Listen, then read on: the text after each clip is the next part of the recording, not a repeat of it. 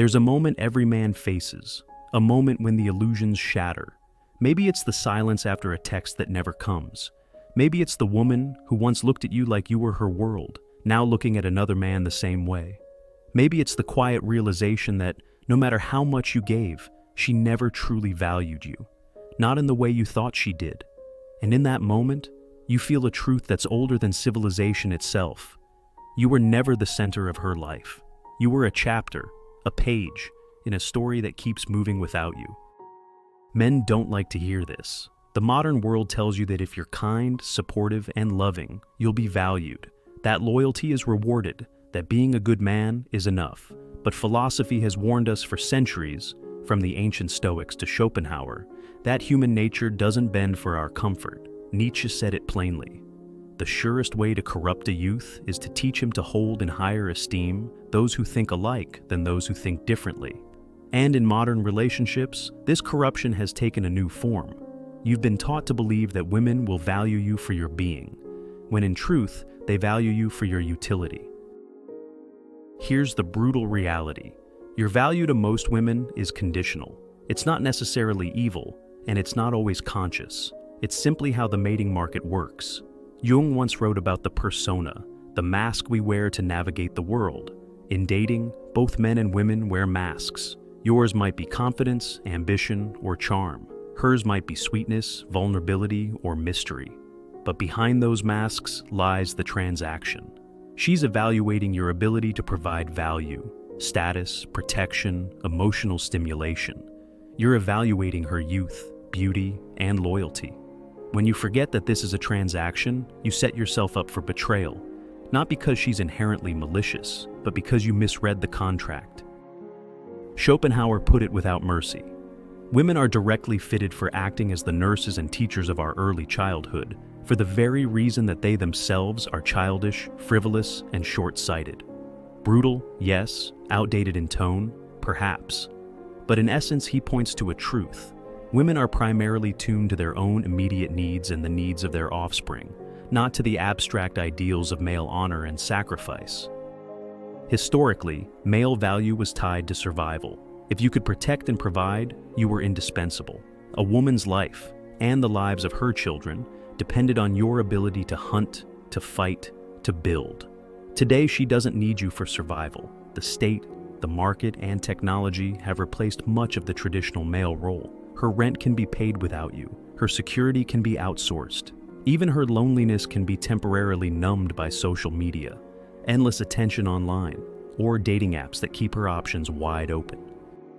In this environment, the scarcity of your role has collapsed. And when scarcity collapses, so does perceived value.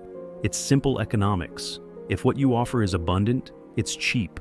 So, why would she value you just for being a man? When she can access male attention, male resources, and male validation without commitment? Nietzsche warned us about this in a different context. He who has a why to live can bear almost any how. If you have no why, no higher purpose beyond seeking her approval, you become just another man in the crowd, easily replaced, easily forgotten. Here's the part most men avoid. It's not only that modern women value you less, it's that you've become less valuable. You were raised in a world that made you soft, fed with constant entertainment, rewarded for passivity, taught to just be yourself instead of becoming someone worth being. You were told to be nice, to be agreeable, to put her first, without being told that desire is not born from comfort, but from polarity. Carl Jung spoke of the anima, the feminine image within a man's psyche. If this inner feminine is unhealthy, you project it onto women, expecting them to complete you, heal you, or validate you. That dependency poisons your masculine edge, and once your edge is gone, so is the magnetism that could have made her value you in the first place. Men complain about women's hypergamy, their instinct to seek the best mate available. But hypergamy only hurts when you aren't the best option, when you've settled into mediocrity, when your life revolves around her instead of around your mission. So, what do you do with this truth? You stop trying to force women to value you. You stop pleading for a world that doesn't exist anymore. And you embrace the one thing that every great philosopher, from Epictetus to Marcus Aurelius, understood. Value yourself so completely that no one else's valuation can define you. This doesn't mean hating women, it means seeing them clearly. It means refusing to trade your sovereignty for their fleeting approval. It means recognizing that attraction is never a guarantee of loyalty, and that love in its modern form often has an expiration date. The Stoics would tell you, control what you can control. That means building your body until it demands respect, building your mind until it can't be manipulated, building your mission until no woman can become the center of your existence. When you do this, you shift from needing her value to commanding it naturally. And, ironically, that's when genuine respect can emerge. The truth is not meant to make you bitter. Bitterness is just attachment in disguise, still hoping the world will bend to your desires. No, the truth should make you calm, detached, free. When you stop expecting modern women to value you just for existing, you free yourself to live in reality. You become the man Nietzsche described when he spoke of the Übermensch, the one who creates his own values rather than borrowing them from the herd. You begin to see women not as saviors or enemies, but as human beings, complex, self-interested, imperfect, just like you. And from that place of clarity, you can interact without illusion, without dependency, without resentment.